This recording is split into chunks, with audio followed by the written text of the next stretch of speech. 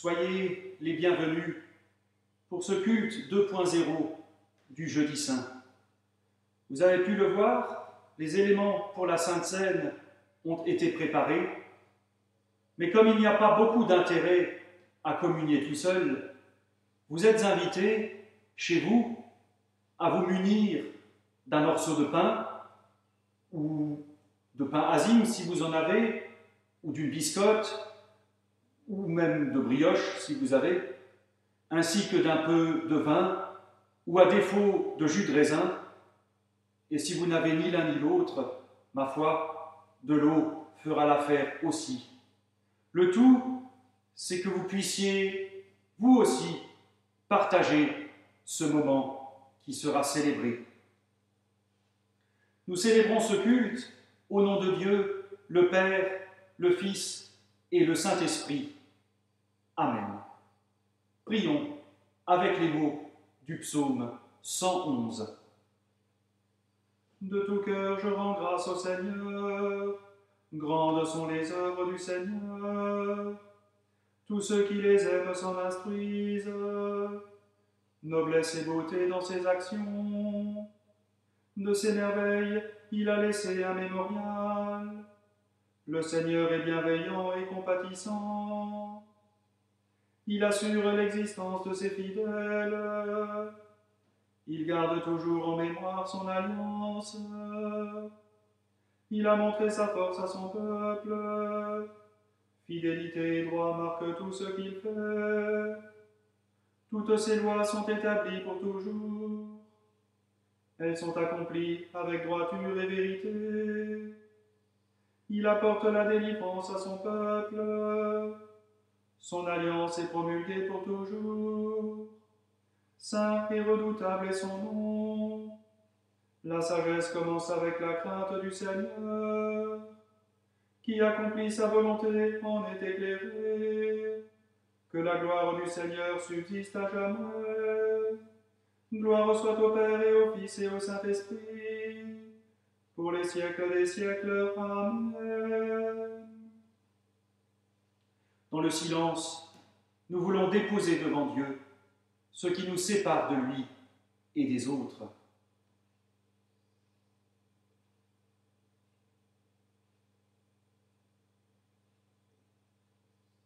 Seigneur Jésus, en nous invitant à partager ton repas, tu t'offres à nous en pain de vie. En lavant les pieds de tes disciples, tu te fais serviteur de tous.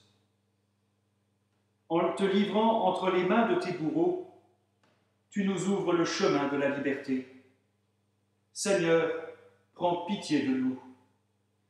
Kyrie eleison, Christe eleison, Kyrie eleison. De ces merveilles, il a laissé un mémorial.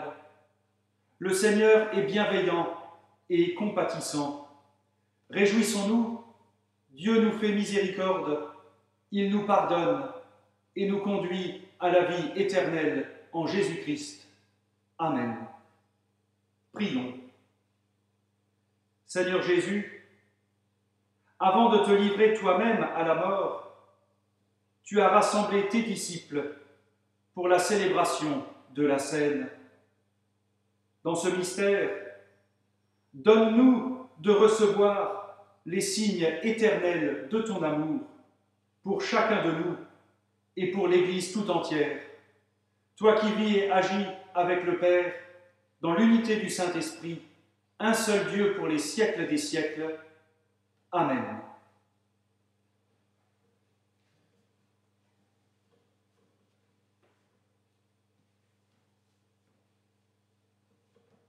Deux textes sont proposés à notre méditation de ce soir. Le premier est tiré du livre de l'Exode, chapitre 12. Le Seigneur dit à Moïse et à Aaron en Égypte, « Ce mois-ci sera pour vous le premier des mois. Il sera pour vous le premier mois de l'année. Dites à toute la communauté d'Israël, le 10e jour de ce mois, on prendra un mouton ou une chèvre pour chaque famille, une bête par maison. Ce sera une bête sans défaut. Vous pourrez prendre un agneau ou un chevreau. Vous le tiendrez en réserve jusqu'au 14e jour de ce mois. Toute l'assemblée de la communauté d'Israël l'immolera à la tombée du soir. Cette même nuit, on mangera la viande. On la mangera rôtie au feu, avec des pains sans levain et des herbes amères. Vous n'en laisserez rien jusqu'au matin. S'il en reste quelque chose le matin, vous le jetterez au feu. Voici comment vous le mangerez. Une ceinture à vos reins, vos sandales aux pieds et votre bâton à la main. Cette nuit-là, je parcourrai l'Égypte et je frapperai tous les premiers-nés. Le sang sera pour vous un signe sur la maison où vous serez. Lorsque je le verrai, je passerai sur vous, et il n'y aura pas sur vous de fléau destructeur quand je frapperai l'Égypte. Ce sera pour vous un jour d'évocation. Vous le célébrerez comme une fête pour le Seigneur. Vous le célébrerez comme une prescription perpétuelle pour toutes vos générations.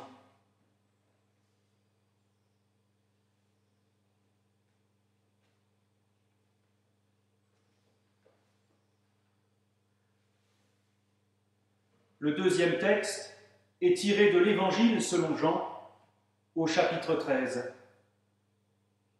Avant la fête de Pâques, sachant que l'heure était venue pour lui de passer de ce monde au Père, Jésus, qui avait aimé les siens, qui étaient dans le monde, les aima jusqu'au bout.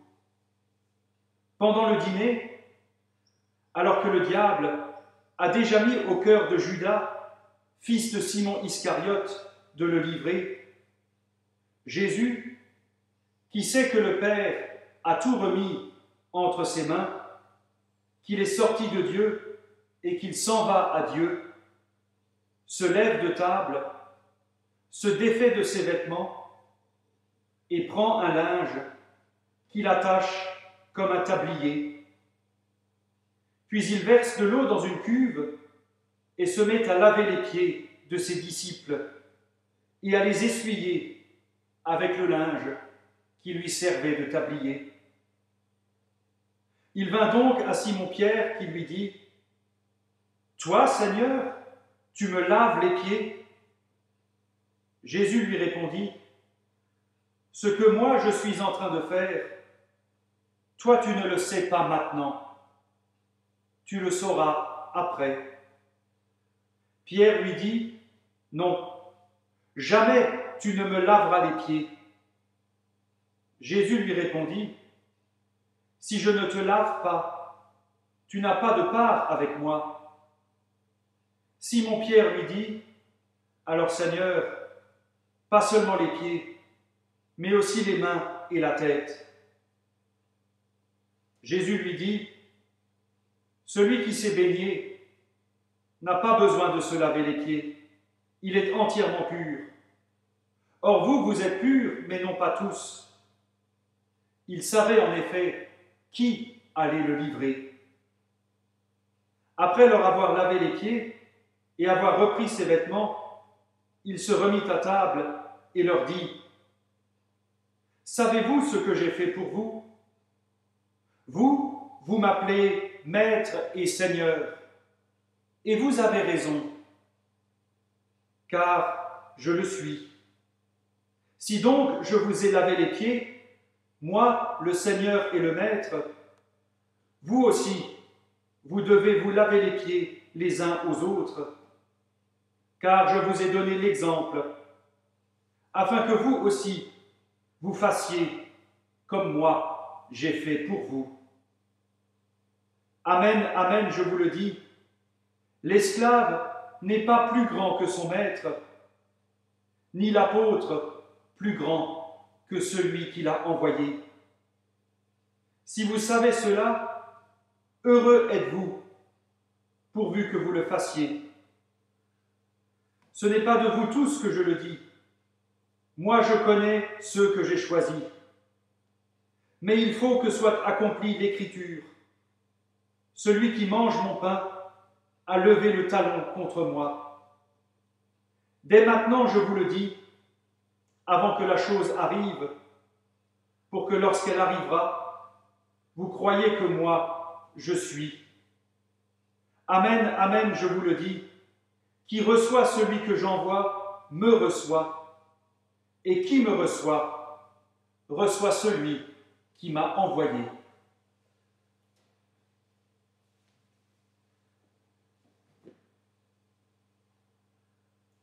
En réponse à la parole, nous voulons confesser notre foi chrétienne.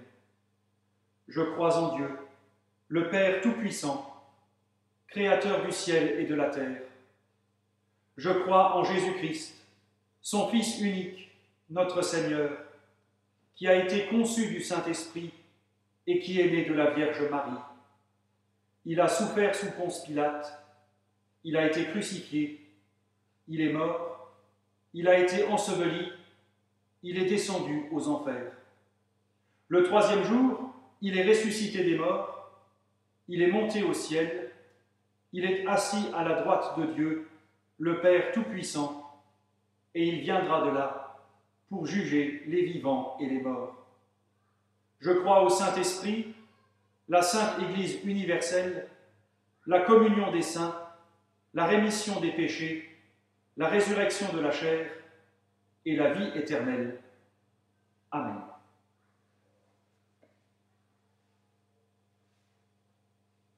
Pourquoi cette nuit est-elle différente des autres nuits? Cette question ouvre l'office de la Pâque juive célébrée ces jours-ci. Pourquoi cette nuit est-elle différente des autres nuits? Le texte de l'Exode que nous venons d'entendre relate l'institution de la fête de la Pâque juive. Cette nuit est différente des autres nuits parce qu'elle marque pour le peuple hébreu la fin de l'esclavage en Égypte.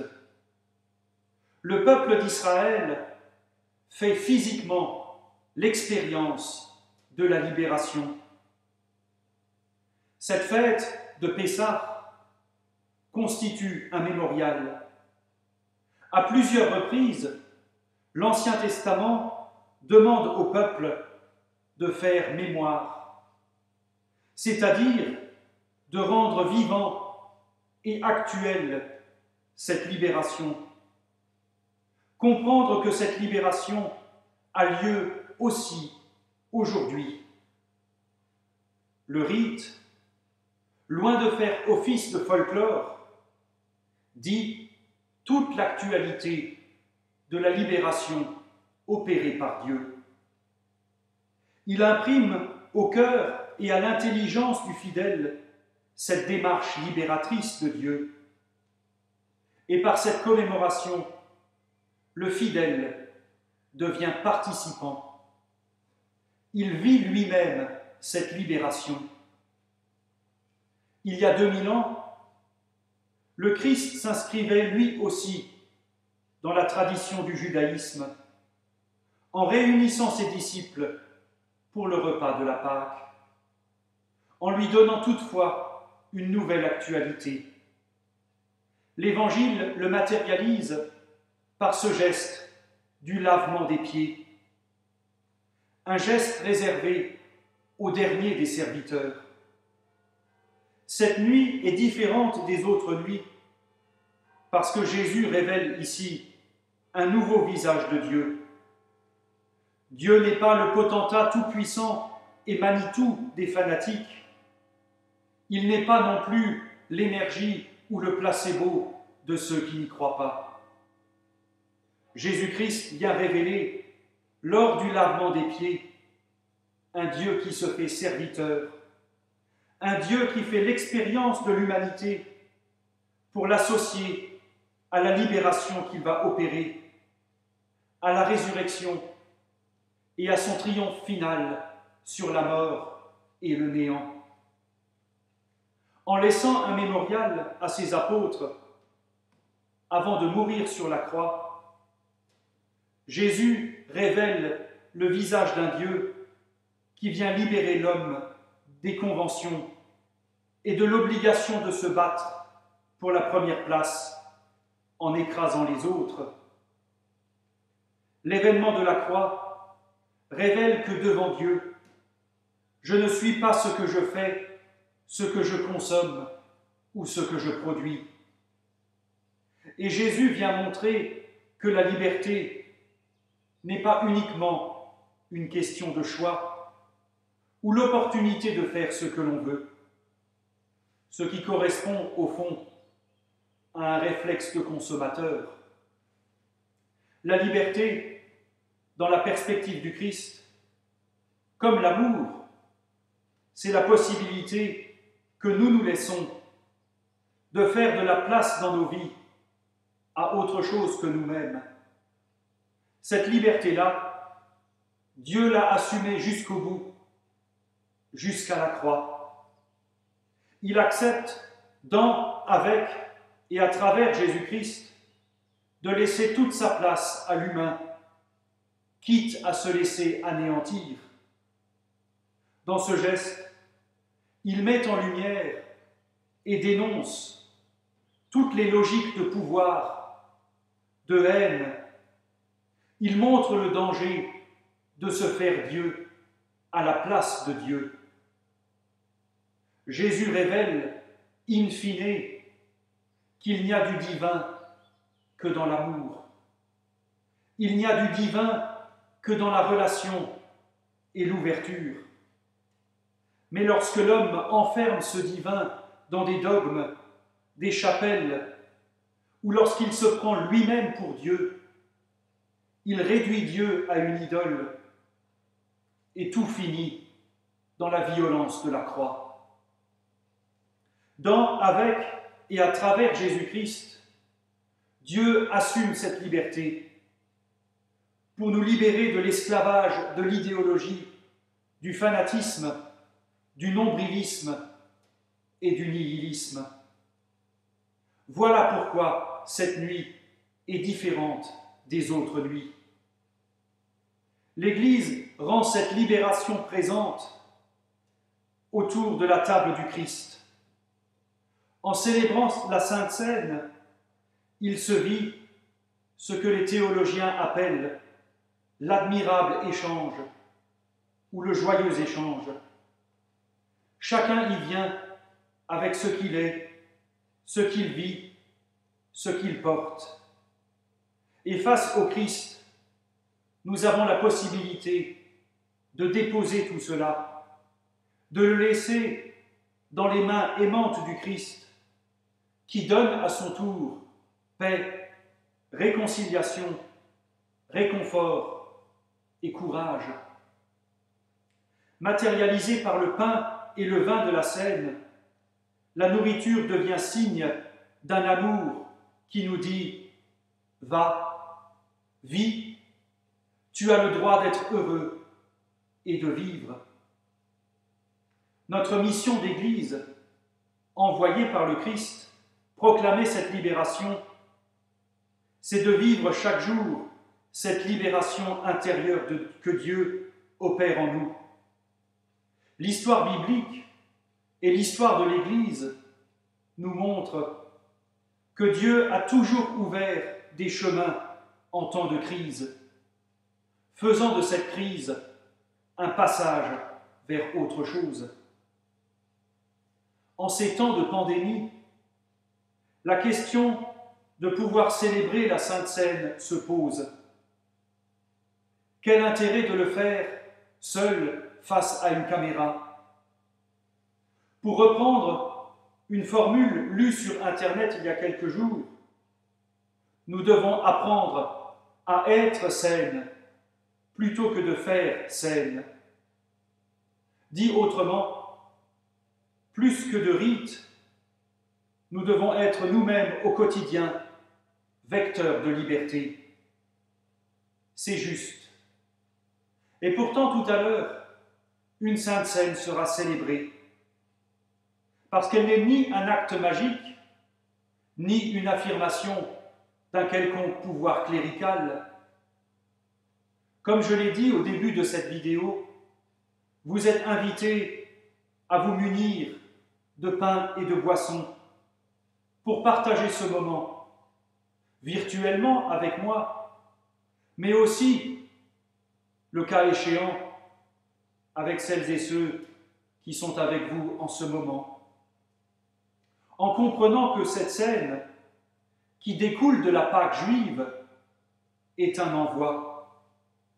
Elle nous unit à l'Église universelle, à celles et ceux qui, à travers les lieux et les âges, ont fait partie de ce peuple en marche.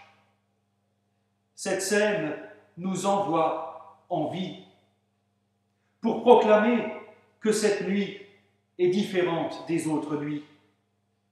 Car il nous est dit ce soir que nos vies ne se limitent pas au confinement, qu'il soit lié, comme en ce moment, au coronavirus, mais aussi à toutes les autres formes de confinement, métro, boulot, dodo, paresse intellectuelle, prête à penser et prête à croire, dans lesquelles nous sommes bien vite enfermés. Nous perpétuons aujourd'hui ce geste de libération, ce geste de renouveau, où il nous est dit que la vie a un sens, où il nous est dit que nous sommes des personnes uniques qui comptent pour Dieu.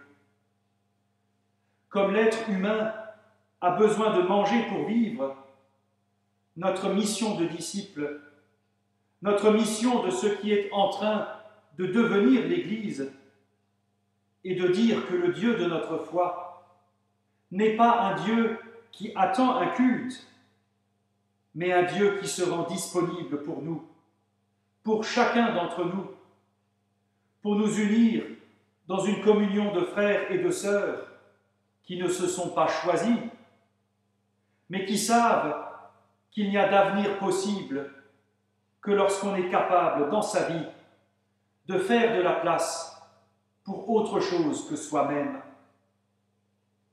En ce jeudi saint, le Christ fonde l'Église. À travers le geste de la Sainte Seine, il dit à ses disciples « Perpétuez mon message. Je ne vous laisse pas seul. Je vous laisse un geste qui, d'âge en âge, de génération en génération, dit que Dieu ne veut pas être nourri, mais nous nourrir. Il s'allie à chacune de nos vies dans ce geste qui dit qu'il est toujours à l'œuvre pour nous libérer de nos Égyptes et de nos tombeaux personnels. Amen.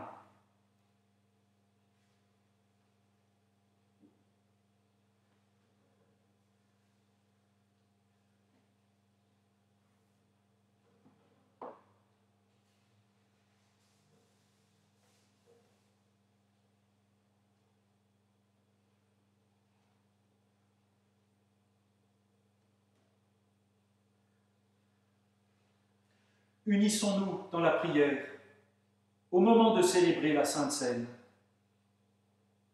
Tu es béni, Seigneur notre Dieu, Roi éternel, toi qui nous donnes ce pain et ce vin, fruits de la terre et du travail des hommes. Vers toi, Dieu notre Père, monte en ce jour notre louange pour Jésus-Christ, ton Fils, notre Seigneur. Tu lui donnes le nom qui est au-dessus de tout nom. Et en vivant l'abaissement, il nous montre l'unique chemin de la vérité. La veille de sa mort, il nous offre le signe de sa présence, pain et vin, corps et sang, par lesquels nous demeurons en communion avec lui. Et en demeurant en lui, nous demeurons en toi. C'est pourquoi, avec la foule immense des témoins de tous les temps, nous proclamons ta gloire, et d'une seule voix nous chantons « Saint, Saint, Saint est le Seigneur du monde. La terre est remplie de sa gloire, la terre est remplie de sa gloire. Saint est le Seigneur. » Seigneur, nous t'en prions, répands sur nous ton esprit, afin qu'à travers ce pain et ce vin, nous ayons part au corps et au sang de notre Seigneur Jésus-Christ. La nuit même où notre Seigneur Jésus-Christ fut livré, il prit du pain en te rendant grâce. Il le rompit et il le donna à ses disciples en disant « Prenez et mangez-en tous, ceci est mon corps donné pour vous. »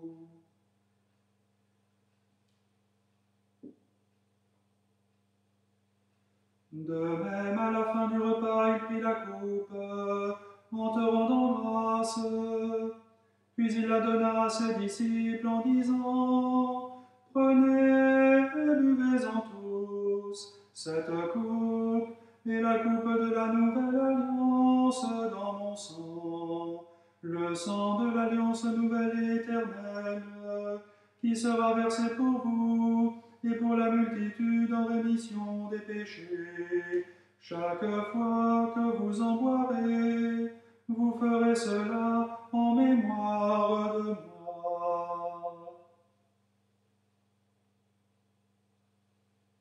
Jésus-Christ, notre pain, il y a suffisamment de champs pour nourrir le monde. Pourtant la faim est grande. Jésus-Christ, pain de vie, prends pitié de ceux qui ont faim. Jésus-Christ, notre réconciliation, sans cesse, nous nous blessons les uns les autres. Pourtant le désir de communion demeure. Jésus-Christ, source de pardon, prends pitié de ceux qui ont faim et soif de justice. Jésus-Christ, notre espérance, tous les jours, des désespérés crient. Pourtant l'espérance reste vivante. Jésus-Christ, consolateur, prends pitié de ceux qui souffrent. Jésus-Christ, notre salut, partout des communautés proclament ta parole. Pourtant ton Église n'est pas unie. Jésus-Christ, mort et ressuscité, prends pitié de la chrétienté déchirée. Et dans le silence, nous voulons faire monter notre propre prière.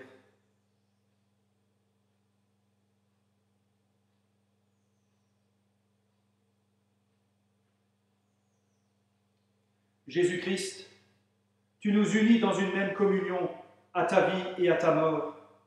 Béni sois-tu pour les siècles des siècles. Amen. Comme nous l'avons appris du Sauveur et selon son commandement, ensemble nous prions. Notre Père qui es aux cieux, que ton nom soit sanctifié, que ton règne vienne, que ta volonté soit faite sur la terre comme au ciel. Donne-nous aujourd'hui notre pain de ce jour. Pardonne-nous nos offenses, comme nous pardonnons aussi à ceux qui nous ont offensés. Et ne nous laisse pas entrer en tentation, mais délivre-nous du mal, car c'est à toi qu'appartiennent le règne, la puissance et la gloire, pour les siècles des siècles. Amen. Le pain que nous partageons, en lui, nous avons part au corps du Christ.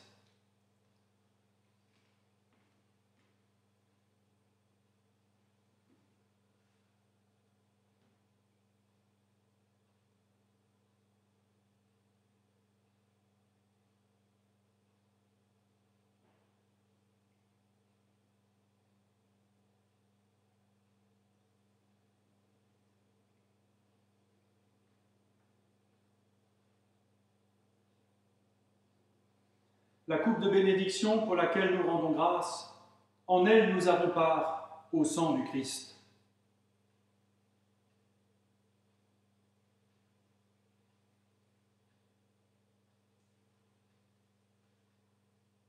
Prions.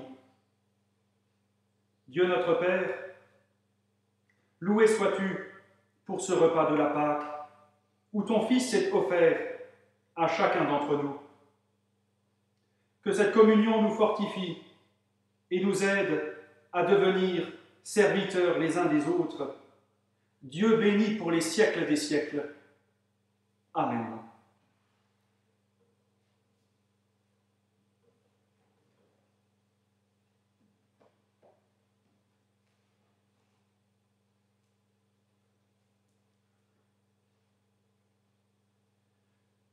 Ceci est mon corps, donné pour vous. Dans le repas de la Cène, Dieu se donne à l'être humain pour lui apporter paix, courage, espérance et salut.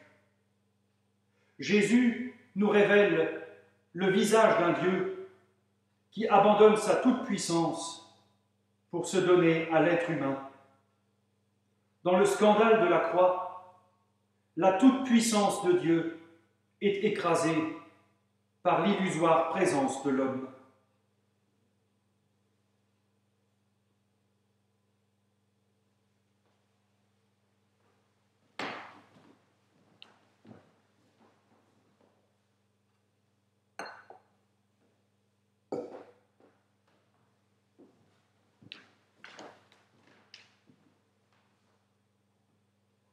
La parole s'est faite chair et a vécu parmi nous. Le Dieu créateur est lui-même devenu créature en Jésus-Christ. Se donnant à connaître dans notre monde, Dieu a manifesté sa présence. Il est devenu le Dieu pour nous. Mais cette parole s'est heurtée à la surdité et à l'endurcissement de l'homme.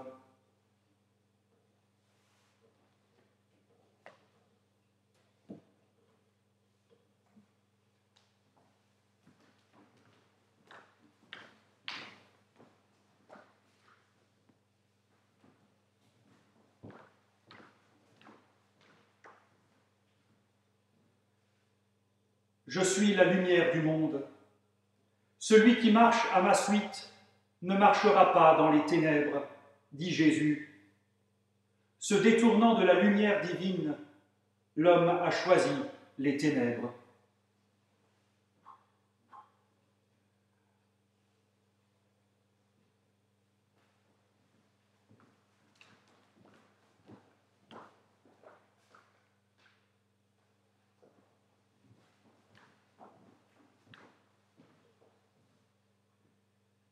Marie accoucha de son fils premier-né, l'emmaillota et le déposa dans une mangeoire. Ce soir, Jésus est embaumé dans un linceul pour être mis au tombeau. L'homme n'a pas accepté l'enfant de Bethléem. Il a crucifié le prophète de Galilée. Craignant les remises en question et les traversées du désert libératrices, il s'est enfermé dans sa suffisance. En mettant le Christ au tombeau, c'est l'homme lui-même qui s'enterre dans une vie sans avenir.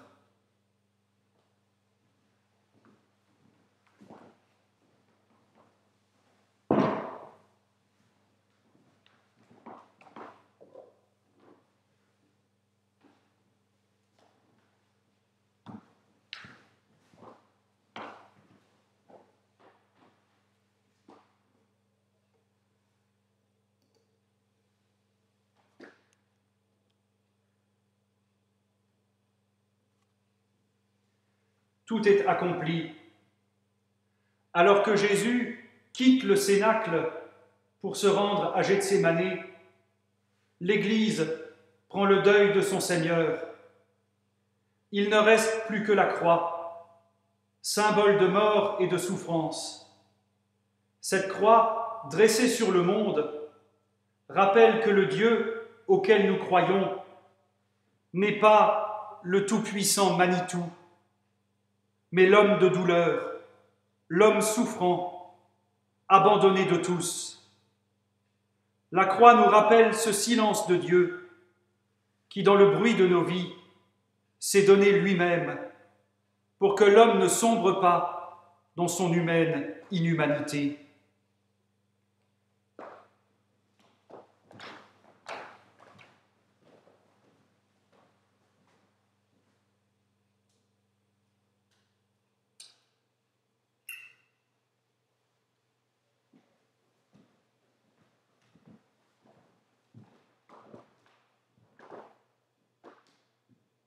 Et que Dieu Tout-Puissant vous bénisse et vous garde, qu'il tourne son visage vers vous, qu'il vous accorde sa grâce et sa paix, que la bénédiction du Dieu trois fois saint, le Père, le Fils et le Saint-Esprit, descende sur vous et y demeure à jamais. Amen. Bleibet hier und wachet mit mir, wachet und betet, wachet und betet. Bleibet hier und wachet mit mir, wachet und betet, wachet und betet. Bleibet hier und wachet mit mir, wachet und betet, wachet und betet. Bleibet hier